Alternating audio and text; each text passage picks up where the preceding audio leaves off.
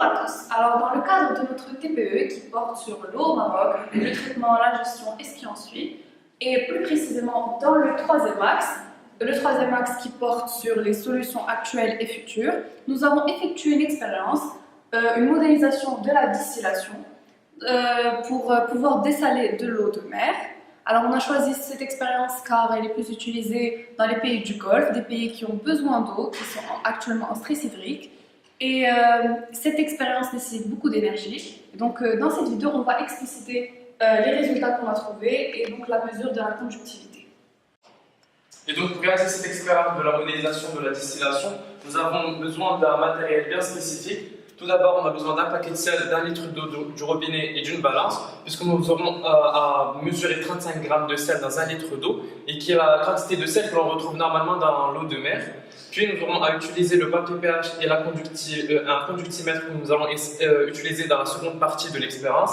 Et enfin, nous aurons besoin d'un entonnoir, d'un papier filtre et d'un montage de distillation qui vont correspondre à la fin de l'expérience et qui vont nous permettre de conclure sur cette modélisation de la distillation. Première étape de l'expérience, on a dissous 35 grammes de sel dans de l'eau, puis on a déterminé la conductivité. On a, à l'aide d'un papier pH, on a calculé le pH de la solution, c'est-à-dire le potentiel d'hydrogène.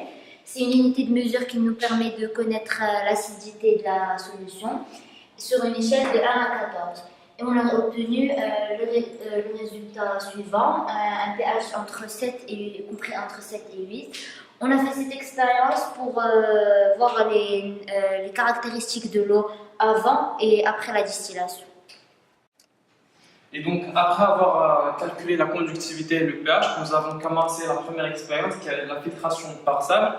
Et donc, nous avons décidé de réaliser cette première étape, celle de la filtration par sable, parce que c'est ce processus-là qui est utilisé à grande échelle lors du traitement de l'eau. Et donc, nous avons décidé de le modéliser de manière très très simple et qui est de la manière suivante. Nous avons utilisé un entonnoir sur lequel nous avons placé un filtre, puis avec du sable. Nous expliquerons pourquoi le sable juste après.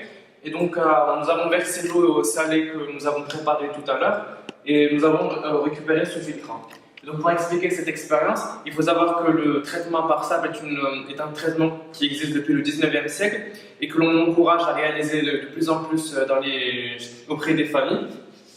Donc, pour ce qui est du processus technique, on va réaliser une sorte de précollation de l'eau, à savoir que la précollation de l'eau, c'est lorsqu'un fluide va passer dans un milieu plus ou moins perméable. C'est le cas de l'eau, et donc pour donner un exemple un peu plus concret, lorsque la pluie tombe, il y aura une sorte de percolation puisqu'elle va devoir traverser les sédiments du sol avant de rejoindre la nappe phréatique, ou encore l'exemple de la préparation du café qui rejoint le même processus. Et donc, on va expliquer pourquoi le sable.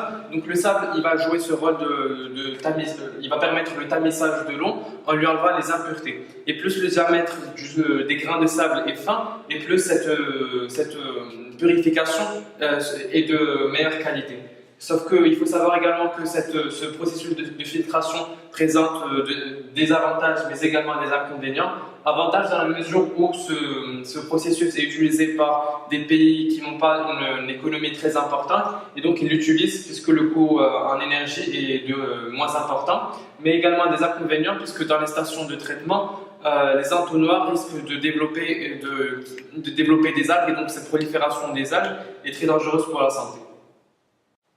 À présent, nous allons passer à la distillation, donc la modélisation de la distillation. Nous avons effectué une filtration, mais la filtration garde quand même des résidus dans l'eau. Et donc ces résidus forment un liquide homogène que nous allons essayer de séparer. Alors tout d'abord, on commence par l'ébullition de l'eau dans le ballon à l'aide des pierres ponces qui accélèrent ce processus. Et donc suite à cela, l'eau va monter, donc l'espèce volatile va monter jusqu'à arriver au réfrigérant. Ici, avec l'entrée de l'eau et sa sortie, ce mouvement-là permet la condensation et donc comme ça on pourra récupérer cette eau qui sera le distillat. Donc ce principe-là permet de purifier encore plus l'eau et d'enlever les espèces que la filtration n'a pas pu enlever.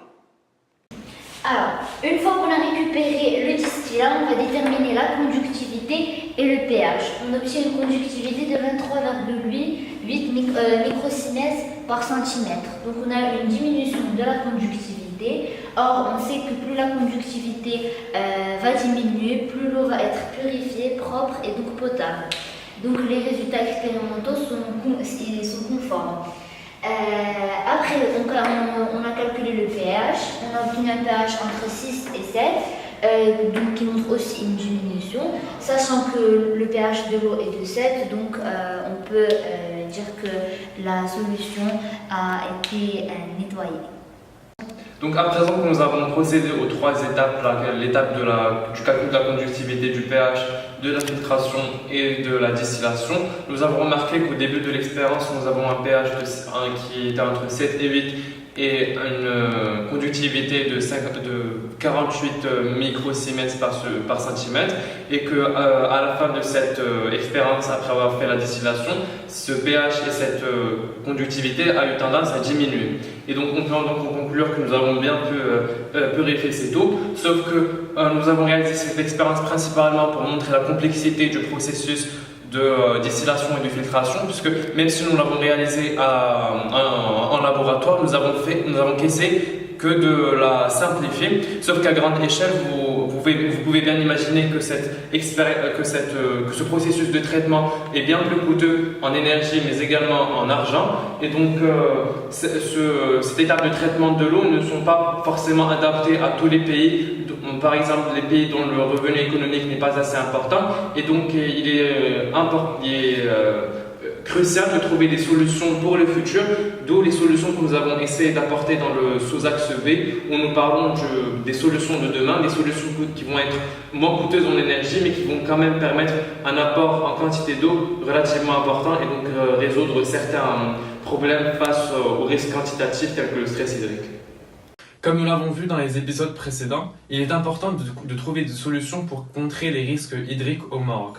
On a vu tout à l'heure l'exemple de la filtration à sable, mais également du dessalement, qui permet d'avoir une quantité d'eau plus importante et ainsi subvenir à des besoins en agriculture ou à des fins ménagers. Par contre, on a vu également que ces solutions-là étaient assez coûteuses en énergie et en argent, et donc d'autant plus qu'elles étaient assez complexes. Il est donc intéressant de trouver d'autres alternatives qui seraient bien plus simples pour des villageois, par exemple, qui n'ont pas accès à l'eau et qui risquent d'être dans une situation assez précaire avec le stress hydrique qu'on a vu dans notre TPE. C'est pourquoi nous avons décidé aujourd'hui de vous présenter une sorte de maquette d'une solution que nous avons découverte, la trappe brouillard, et que l'on va vous montrer dans quelques secondes comment l'inventer ou la mettre en place. Pour réaliser cette attrape brouillard, nous aurons besoin de choses très simples, très banales, que vous avez sûrement chez vous. Premier objet sera un bâtonnet. Pas un, mais 2 bâtonnets. Nous avons également besoin d'un scotch. Mais aussi d'un bac. Et ce bac cache la pièce maîtresse de notre montage, le moustiquaire.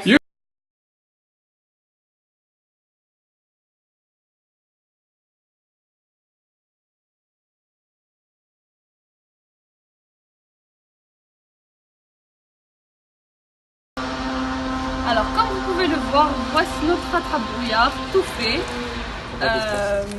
Voilà. Cette attrape brouillard ne prend pas d'espace et peut être rangée facilement. Donc, pour récupérer l'eau, pour que l'expérience soit réussie, vous aurez besoin du bac. Le bac doit être bien lavé. Et donc, vous pouvez mettre cela et le superposer au bac. Comme ça, la buée sera récupérée.